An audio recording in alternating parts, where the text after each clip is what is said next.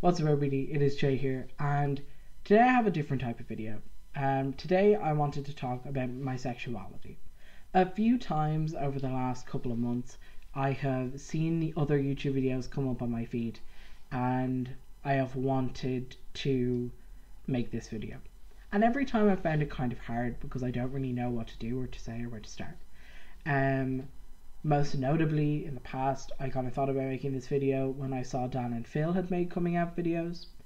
And now, today, I logged on to my YouTube this morning to find something to watch while I was, browsing the internet. And I came across a video from Elena Joy talking about coming out as gay. And I wanted to do that. I wanted to come out as gay. And that's what I'm doing. I'm coming out as gay. But to be honest, I've tried to make this video a number of times already this morning, and it actually is kind of emotional to me because there were things that held me back from realizing that I was gay that were emotionally hurtful and emotionally difficult for me to deal with. I wanted to talk about this because I think part of the reason I didn't necessarily come to this conclusion sooner is because there weren't that many people that I saw around me when I was younger, when I was considering myself straight, who were trans men, who were gay, who were comfortable and confident in that label. And I wanted to kind of add to that. I wanted to make that more visible for people and make that more clear for people. I was in a straight relationship for 3 years. That's where I was at when I started this YouTube channel. I made a video in the past where I am talking with one of my friends about us being straight and our two other friends about them being gay. And that was just what it was like for a while. I was very adamantly, confidently heterosexual. I think it's kind of funny when I think about it now, really. I think that there was a lot going on there. Maybe a bit of a sunk cost fallacy of being heterosexual, but that's not the most important part of this video. Toward the end of that relationship that I was in, I kind of started to realize that gender and bodies, they kind of didn't matter to me as much as the person. I kind of knew that. And then I considered myself queer for a while. And one of, I think, the big obstacles that came up for me was that one of the people who was on like my coming out on a one-to-one basis checklist was very unsupportive. And their opinion mattered a lot to me at that point in time. And they made it about themselves. And they made it about them and not about me, even though I was the one kind of opening up and being honest and sharing something important about myself when like coming out to them as queer. And they kind of shat on it, and that was hard for me, and I feel like that kind of held me back a little bit going forward from coming out again as gay. Since I went into college, pretty much, I have been in a relationship with one of my friends from college. He is great, he is wonderful, and I love him. And we have been in a relationship for 1.5 years now, and it's his birthday today. And like that has been a major factor in me kind of being more open and honest with myself. But also, I have other friends in college who are like gay men, and having gay male friends, having men around me who were also interested in men, I think did a lot to help me realize that I can just be gay and that I don't have to be vague about my sexuality, that I can be more specific, and that that's okay. And I don't just mean the friends that I have from college. I have plenty of friends from outside of college who are gay men, bi men, MLM, etc. Some of whom are cis, some of whom are trans, but all of whom made a difference to me kind of being able to say like, I am gay and I should not have to skirt around that fact for anyone. I think I held on to being queer for a number of reasons. For me, it was kind of easier because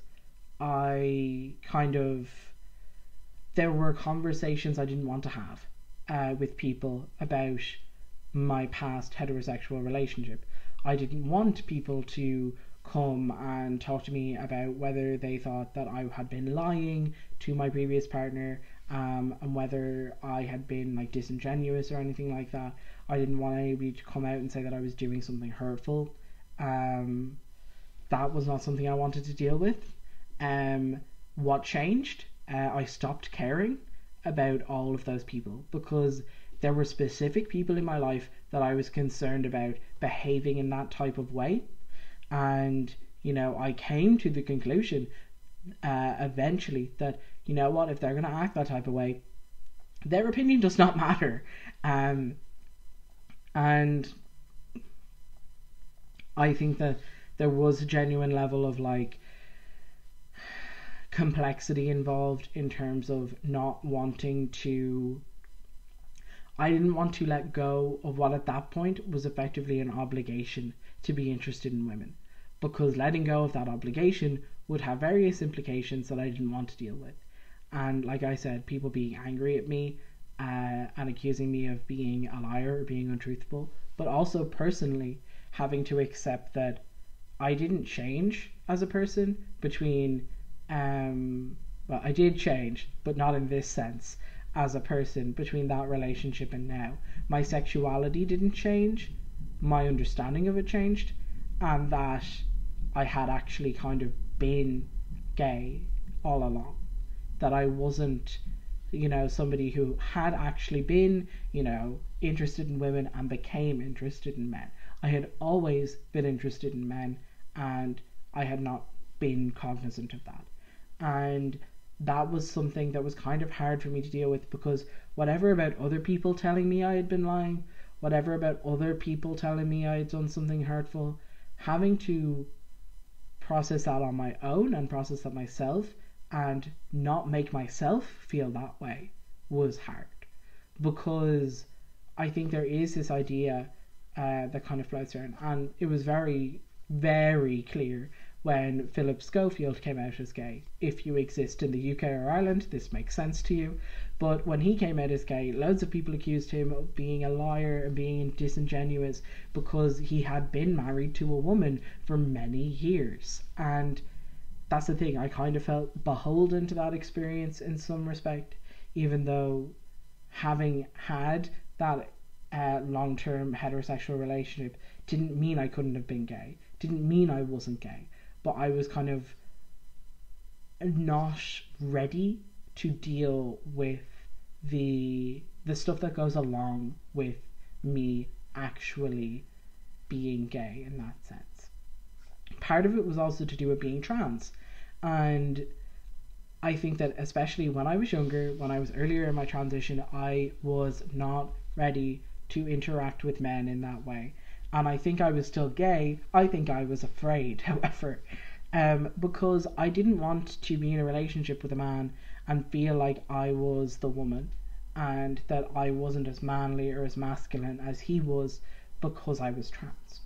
That has clearly gone away, because anybody who has seen my partner in the past knows that he is a bit of a mountain man, very hairy, has a beard, very lumberjack vibes. So clearly my insecurities of my masculinity have gone out the fucking window, because if I was 16 and looking at myself next to my current partner, I think I would have run a mile because I would have been so afraid of not feeling good enough and not feeling masculine enough next to him, even though, now that I understand myself better and feel more confident and accept myself more for where I am at in my life, I can look at myself and look at my partner and actually acknowledge that there are ways in which I am more masculine than my partner, and there are ways in which my partner is more masculine. And that that's normal and that's okay, and that we have that balance going for us. And I just think that I wanted to make this video to be very explicit and clear and honest, but at the end of the day, a lot of this for me was quite up in the air.